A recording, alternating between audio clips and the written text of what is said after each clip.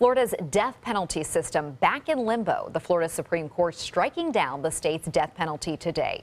The court says sentencing should require a unanimous decision from a jury. And as ABC 7's Kate Flexter reports, this controversial issue has long been in the making. Kate?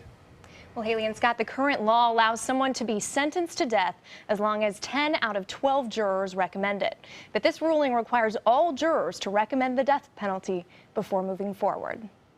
Florida's death penalty is getting another overhaul. First, the U.S. Supreme Court ruled it unconstitutional, placing too much power in the hands of a judge and not enough in the hands of the jurors. But after an adjustment by the state legislature, Florida's Supreme Court says the balance is still off, demanding a unanimous jury to recommend the death penalty. It's never made any sense to me why we require a unanimous jury in a drunk driving case, but not in a death penalty case, which is the most serious type of criminal case there is. For ACLU attorney Adam Tabrouge, this decision is years in the making.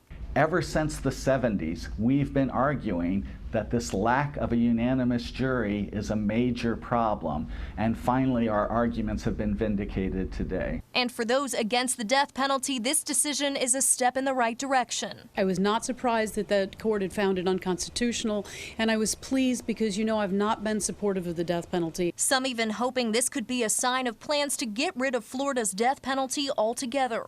The death penalty is on its way out, and I think this was one more nail in the coffin of that passage of the death penalty. I just don't think Americans want to do this anymore. But with 385 people currently on death row in the state, the question that remains is whether or not this decision will be retroactive, forcing the state to revisit cases long thought closed.